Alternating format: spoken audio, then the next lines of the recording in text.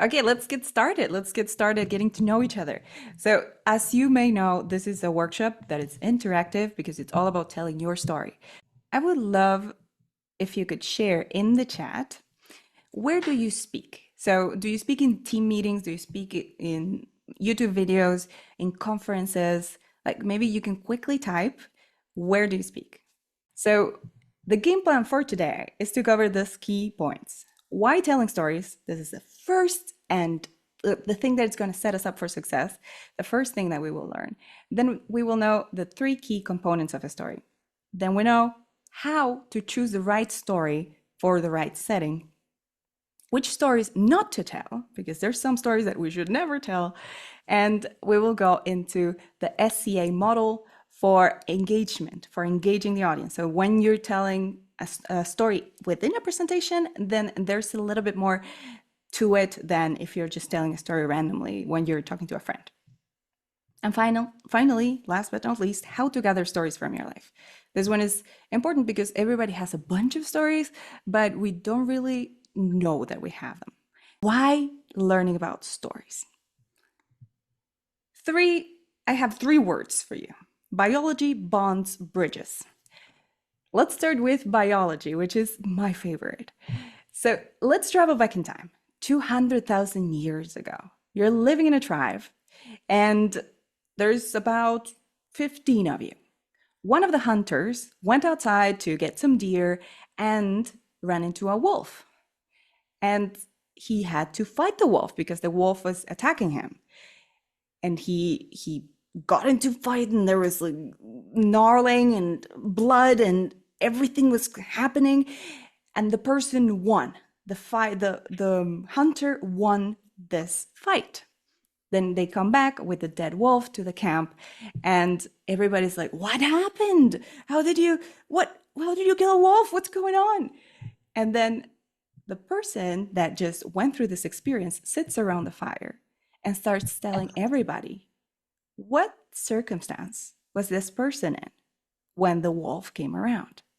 And what did they do to make the wolf angry? And what did they do to defend themselves? So this story it's twofold, because back then we didn't have YouTube, we didn't have Netflix, so people had to rely on stories to keep themselves entertained. But on top of that, they also learned through stories, because this teaching of how to deal with a wolf, what happens if a wolf attacks you, how do you punch them in the snout, then this information can save your life tomorrow. So everybody has to pay attention. Biologically, we are wired to listen when somebody's telling a story, because this could save your life later on down the road. So it's all about surviving wolves. Not literally, but yes, it's about surviving snake bites, and why do you need to go to sleep when the sun goes down, and all of these different things that tribes would pass on generation after generation to keep the species alive, basically. So it's almost impossible for us not to listen when somebody's telling a story. Our brain is just opening the gate, and it's curious. It's, what are they going to tell? Maybe I need that for survival. And that's why biology is so important. And that's why stories are such a big part of our development as a species. So we can play on that, because in stories, we can fulfill so many things simultaneously. When we're telling a story, we can explain a concept, we can create a bond with a person, we can fulfill all of these elements for marketing. And I know Domingo that's here, he is into marketing, and everybody that knows marketing knows that the factor know, like, and trust is what you need to build, the rapport that you need to build in order to create a connection with your client, and for people to buy from you, or for people to trust you, or for people to want to do business with you in one way or another. So through telling your story, you're simultaneously sharing who you are, sharing your past, sharing your journey. And on top of all of that, you're sharing emotion. And when people see emotion, when people see that you're being true and vulnerable, then they trust you, because they can lower their guard around you. So stories are a fantastic way to connect and do multitasking. You're going to cover a lot of ground when you're telling a story instead of just giving content away. There's one last element. I said biology, bonds, and bridges. The last one is bridges, and this is because stories create this connection between you and the other person. You're bringing the other person into your world. You're building a bridge. So, for example, you arrive to work and you're wet and tired and with a very grumpy face, and people around you are like, "What's up with that person?" And you tell the story that you were trying to get the bus, but then it started raining, the bus was full, you had to run to work, and everything went wrong. And then through that story, the other person is like, "Dude, I'm so sorry. Like, you have a terrible morning." So you can explain the world that you're living in for the other person to understand, and then you can create this common ground. The same happens in business. If you're presenting an idea and you're saying, "I have this wonderful product that I want you to buy." Why do you have that product? And how are you connected to that product? Why is that important for the person that's listening? All of these elements are key that, and you can address them with a story. So that's why. That's why. And all that to say, because we use stories all the time, because we have it in our biology, because we use it for social interaction, you're a natural. So we're going to see the theory here. We're going to go deeper with it in different areas of storytelling, but you're already a natural. You have it within you. You can tell if a kid comes to you and tells me, "Tell me a story for bedtime," you can come up with it. So there's no big mystery around this. We will just learn how to use it intentionally. So first of all, I want to introduce you to my 5-year-old self. And my 5-year-old self there is dressed as a Christmas tree. But around that time, I used to spend a lot of time with my mom. My mom was a massage therapist, and she was working big chunk of the day and I had no one to stay with. So I would hide under the massage bed. I would the patients knew, of course. So it was not that I was a creep lurking in the shadows, but I was this kid playing underneath the massage table. And my mom would work hours upon hours, and I was there just playing with my farm animals, taking a nap, playing with Barbie. And I don't know if you know, but people in the massage room, they are talking. They're not necessarily all sleeping. So they would tell my mother about all of this struggles that they were going through and the drama that they had in their house. And I was listening. I was like, ugh, being an adult sounds so complicated. And these people have really difficult lives. Fast forward 20 years later, I became a therapist, of course. And I was working in sitting on my couch as a therapist and listening to people. And the pattern here was I was always listening. I was always listening to what people had to say. When I was little, because I needed to shut up. When I was a therapist, because you're letting the other person speak. And one day I had this novel idea. I had this client who was having some stomach problems. And I was telling her, well, look, I had something similar in the past. And then I talked to a friend that's a nutritionist, and she told me that this, and this changes would make a difference. All of a sudden, I broke that therapist rule of never reveal anything about yourself. And the impact that it had was intangible at first, but I could perceive that a barrier was broken. It was a small barrier back then, but I revealed something about myself. And then the client started seeing me as a human that goes through struggle, a human that gets stomach problems, just like everybody else. And then that changed the game. Because after that, I started becoming the rebellious therapist. I never went back to being the person that is always shut off and hiding behind questions. And I started sharing a lot more about my story. And people would respond really well. Like I didn't know that was something that could be good, because you're never taught that. You're never taught that when you tell your stories, then the other person gets builds trust with you. But then that happened. And since then, I started telling my story a lot more. And then I became a speaker and started speaking on stages and telling my story. And I speak with my clients, with everybody. And what I noticed is that when I start telling a story, I open the room for the other person to tell their story. And very often in networking events, I don't tell stories that are just for the dinner table. Like I tell stories that are a bit more deep, like stories of real struggle or stories of something bold. And I do that to build quickly a connection with the other person. And then the bar is, it's pretty much set high in terms of revealing information. So the other person feels really comfortable revealing information themselves.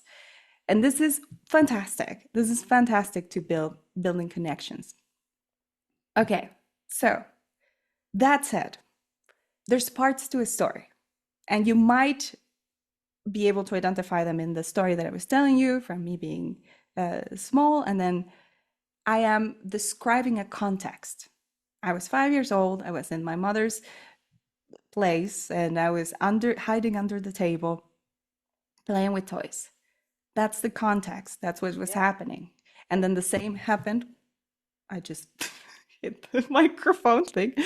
Well, all good. The same thing happened later on when I was describing the therapy room. Context. You have to place people in this world of this story. So you have to share with them what is this about? What's happening? Who am I? The who, what, where of the story. Then you go to the plot. The plot is a couple of points where you discuss what's going on in this story. And then the resolution.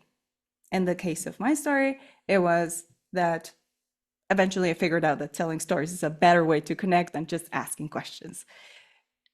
Of course, you can always ask questions, and it's a great idea to combine it, but also just taking a step, that was the resolution. So a little bit more in depth, context is to set the stage, describing who, what, where. Plot, 1 to 3 main points that you want to cover throughout your story. You lay them out and then you wing it, because stories, you cannot rehearse them. You cannot just memorize what you're going to say, because then it becomes less authentic. You're not feeling the emotions. You're not traveling back in time and feeling all of these things that you were feeling back then. You're just there. You're just like narrating something. So choose 1 to 3 main points. You know that you will cover those, but don't be too sticking with exactly the words that you need to say. And then the resolution, because you need to know where you're heading. So you take a learning that is a natural conclusion from the journey, and you provide it as a way to resolve this situation or this story. I'm curious because everybody tells stories, and it can be in a one-on-one setting or it could be in bigger groups. But what's your challenge? Do you tell stories too fast? Do you go on unrelated tangents? Do you get stuck in the details? Do you struggle to have a clear objective? Maybe just share it in the chat if any of these you can relate with any of these, or if there's any other things that you struggle with. Let's check the chat.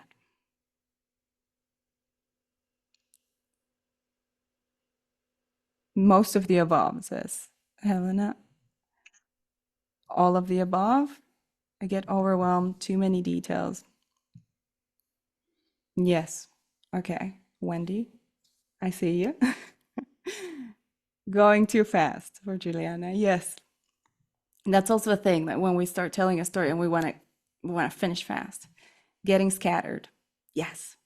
All of those are very normal struggles. Struggle with the structure. Perfect. So hopefully we can fix this. We can already get to work with this information of just having a context, a couple of plot points, and then a resolution. Domingo says he starts thinking that people might not be interested in the actual story I'm telling. Yes, I have that too. Sometimes I cut my stories short because I'm like, well, looks like they're already gone. So whatever. Too many details, going too fast and getting lost in the story. Yes.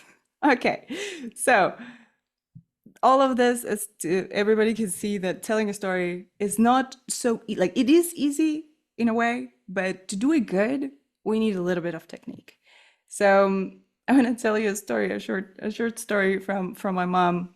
When I first started having a boyfriend, I was maybe 20, 21, and he wouldn't want to spend too much time with me. He was spending a lot of time with his friends.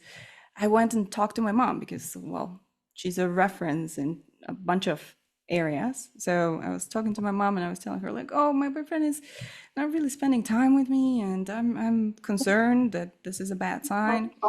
And then my mom was go tell me a story about a client that she had, and she was like, "Oh yeah, yeah, I have this client that also has that problem, and yeah, the boyfriend wouldn't want to spend time with her." And I was like, "Okay, and what happened?" And mom was like, "Oh, they broke up." I was like, "Mom, what?" Just no, what? What is this? What is this supposed to tell me? What is this supposed to teach me? So that's to say that not all stories are helpful. When we're telling a story, we have to choose the right story because that just made me desperate. I was just in mild concern and turned the concern dial up to 3,000 notches, you know? It was crazy. So when you're telling a story, don't just tell a story because it's related to the general topic. If you're in a conference, you're just telling a story about another conference, or if you're having dinner, tell a story about food. Like, it doesn't have to, just because it's the same topic, it's not necessarily an appropriate story to tell or a helpful story to tell. So always start with the end in mind. Know what you want to achieve with the story. What's the purpose of the story? Just thinking ahead. Do I want this story to be, for example, explaining a concept practically? So maybe I want to teach somebody how to drive a car, and then I tell them a strategy I learned when I was just first starting, or a funny introduction to lighten the mood. Like, how was your trip here? Oh, well, I was lost for 45 minutes, but luckily I came in early. So that can be a funny way to just come into a conversation and light it up. Or you can share your reasoning behind a decision. So you can say, for example, if you decide not to accept a job position, you can tell a story and say, well, the thing is, I'm currently working on my personal project and I'm concerned that the timing is going to be bad. You can just explain your reasoning and get the other person into your world so they understand why you chose that. There's a few stories not to tell, besides the story of my mom that just was completely irrelevant and didn't make any sense. Um, there's two main stories that I would warn against. The stories that you're just talking about yourself to talk about yourself, to brag about yourself. Because stories are great to share what your skills are, what you've been through, and all of these competences that you have. But if it's done just for the sake of bragging, it's like, oh, that time I met Tony Robbins and we just had coffee, and you're just name dropping and fanning your own flames, then that's going to be off putting to the other people. And they probably will tune out and not want to stay listening. And that's one type of story I wouldn't recommend to tell. Always tell a story that has a purpose, that is more related either to connecting or to getting deeper with the other person. And another type of story I wouldn't recommend is unresolved issues. If you're talking about, for example, a breakup that you're going through, all of the emotions are going to surface. And if this is something that you're not able to handle in that moment, then you're going to also put it on the other person. If you're speaking on stage, you might crack and then you might not be able to continue, or you might have to take a moment to put yourself back together. And the audience feels responsible and feels like they need to take care of you. So that's something we don't want to activate in other people necessarily. Like, we want them to connect and we want them to feel with us, but not something that we're going actively through and that all of the emotions are raw. Besides, if you do that, also you will feel very exposed because it's something that you need to be cocooning and you need to be protecting, and then you're like, wow, show it to the world. Not necessarily. We show it to the friends, we show it to people that care about us. How do you include stories in a presentation? There's another story I want to share with you.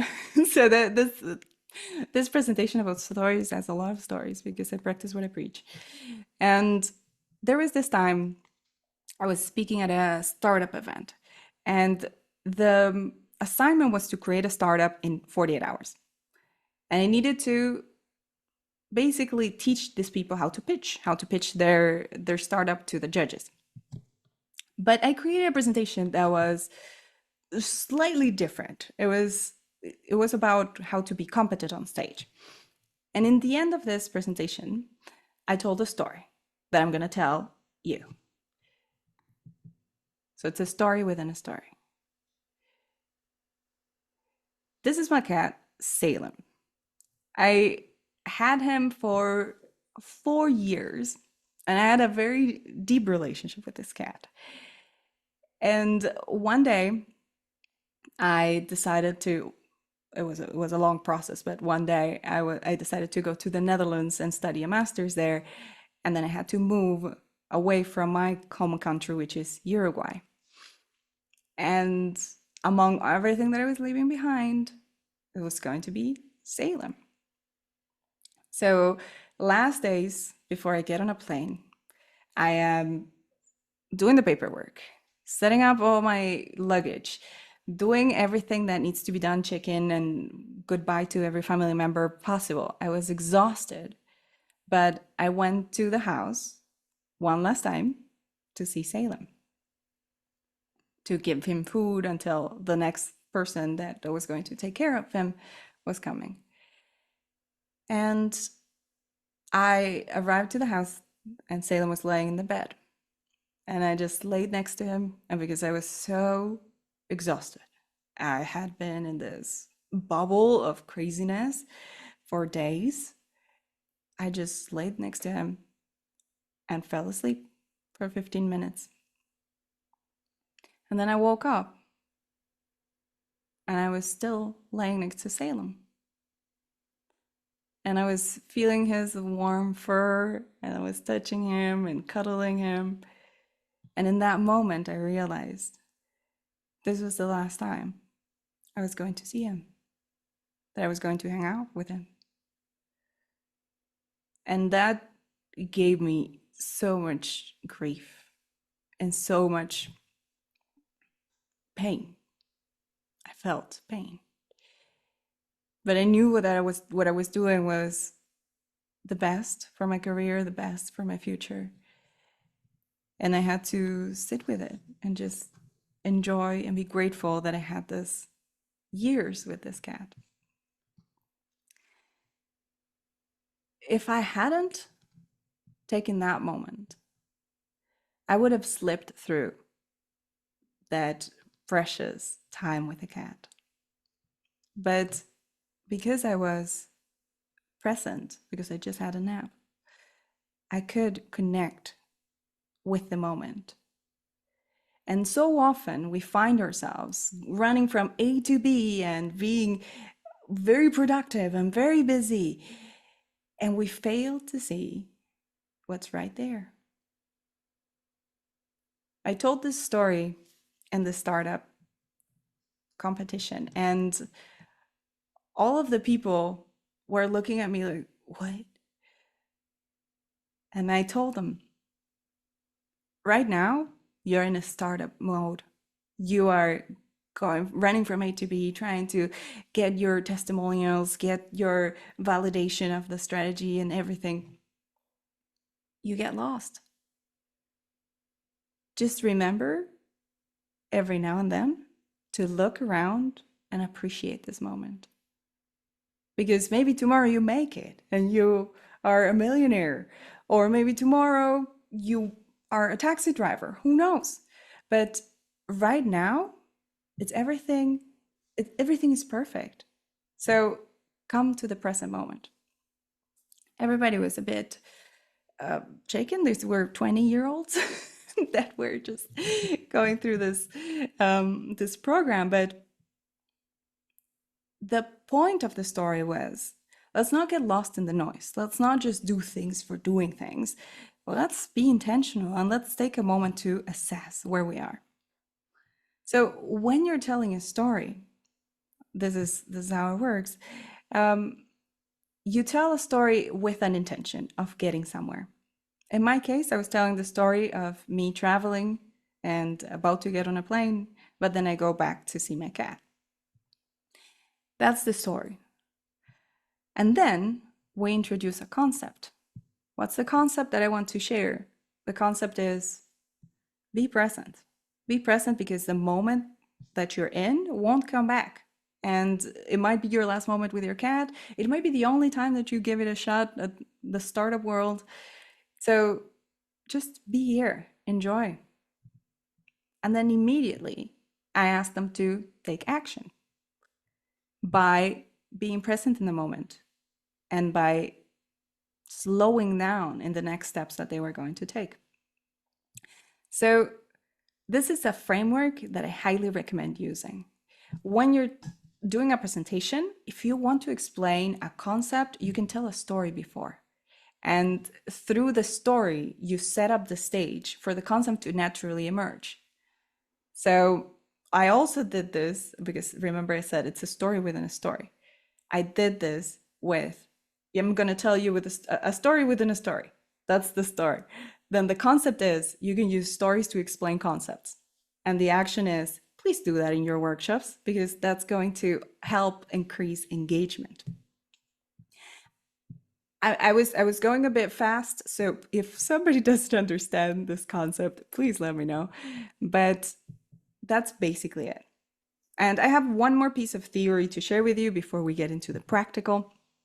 But I just want to share before that this masterclass is part of this program called the Speaking Club. And Speaking Club is just every week we get together and we practice public speaking. So everybody finds their voice, they get a chance to network and to grow. If you have a speech, you can practice it and you get feedback on it. So this what we are going to experience right now is going to be just a teaser, an example of what it looks like to be part of the Speaking Club. But now let's go back to the content. Everybody has stories. And sometimes when I tell my clients to come up with stories, I tell them, come up with 15 stories. And they're like, no, I don't have that many. I didn't have that many cool things happening. And then I tell them, stories is a mindset. Anything can be a story. From the coffee that you drank this morning and you put too much sugar in, or the bird that was sitting by your window and all of a sudden reminded you of your granddad. Everything is a story if you just look at it the right way. So we are surrounded by stories. They're plentiful. And if we start thinking like that, then we always will be able to find stories that fit what we want to share. Now, let's do, I want to check the chat. Okay, Tony, thank you for your message. So now let's talk about gathering stories. How do you gather stories? There's many ways. You can just, as they happen, you can write them down in your notes, or you can come up with them like we're gonna do now. And there's 3 stories that I'm sure you have within you. So first story that you have within you is the challenge. A time where you face hardship and you had to dig within yourself to find a way out. That's a story. That's a story. It can be a story of a breakup. It could be a story of a job loss. It could be a story of a move. It could be anything. Challenge, the challenge. You experience the challenge. If you're alive, you're breathing, you're more than 18 years old, you experience that. Even more than like 5 years old. The enemy. The enemy is another story. It could be an internal or external enemy. This one requires a little bit more self-awareness to realize wow, I was fighting with someone or something inside my head. So it could be that bully at school, it could be that person on the internet that was a troll, or it could be your inner voice that was telling you that you were not enough. We all have that story. And that's a story we can tell, and it's going to resonate with people. Another story that we all have, the hero. The hero, somebody we admired, somebody we loved, somebody we looked up to. And there was a reason why we did that. Why did we admire them? What was it about them that we admired so much? And what do we think about that? Like, as we grow and evolve and rethink our old stories and our old patterns, why did we admire that person? I admired Britney Spears a lot, and now as a grown up, it's more like, oh, okay, she was all right, but maybe let's not take her as a role model. So how did that story evolve? Are you still admiring that person? Was that a fantasy from that time in the past? That's a story that we all have as well. And there's plenty more stories that we all have, honestly. But let's stick with this three. And now let's make it your turn. Just choose one of these three, and you're going to make a short story, a story of 2 minutes. Let's make it like very tight, so then we have to be very precise. If you don't want to do one of these, you can do another one, just about the bird or the coffee or the how you chose your clothes in the morning, or a meeting you had. And we will just remember to put context, so maybe 1 or 2 sentences of context. Remember to choose the plot points. What's exactly what you're going to share? How does the story unfold? What are the key important points that you're going to describe? And then the resolution. Where are you heading with your story? What's the key takeaway? And just create this conclusion so then you can round it off. This whole class was sort of a demonstration of what the speaking club is. Speaking club is just a club where we get together and we practice public speaking, but also it's all professionals. So then we get to network and talk about business and life and get comfortable with our speaking. So these are 60-minute sessions. We meet every Friday around this time, and then we can just exchange stories and use different resources of public speaking to grow our skill. Because if you join, you get a clear pathway. You determine where you're at now, and you're like, okay, I get nervous, or I don't have structure, or I get lost. And then we determine where you want to head. I want to be a TEDx speaker. I want to speak in conferences and rock it, or I want to get clients from my workshops. Then we determine that pathway, and then we line up all of the actions that need to be taken in order to get there. So you get a clear pathway, and then you can grow from being in this club. And it's an open membership, so you can stay for 1 month, 3 months, 6 months, as long as you want, as long as you need. And this is a special bonus that you have if you join from this call. Then you get the founding member bonus, that is a 60-minute breakthrough session. So this one is a coaching session, one-on-one, where we go into the depth of what could be your blockages, what could be the things that are holding you back from speaking authentically and speaking freely.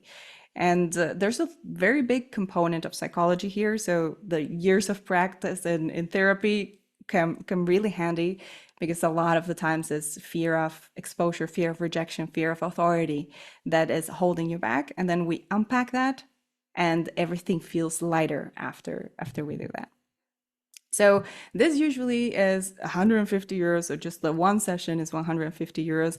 And the pricing of the group for 4 sessions, so each week we meet, is 59. But you get a special discount because you are a founding member. So you get the 39 euros a month price, and you can lock this price for as long as you want. So it's not going to raise. You will stick with that price. So that's about it for the speaking. And if you sign up, I'm going to share with you the link. You get the first class for free. So you can sign up today and then you get the first class for free. You can decide later if you want to join or not after we do the test session next Friday around the same time. No, exactly at the same time as this one. And it's all practical because this one was a lot of theory, but most of the times it's just 10 minutes of theory and then we go into practice. Thank you, everybody. And hope to see you again soon. Bye bye.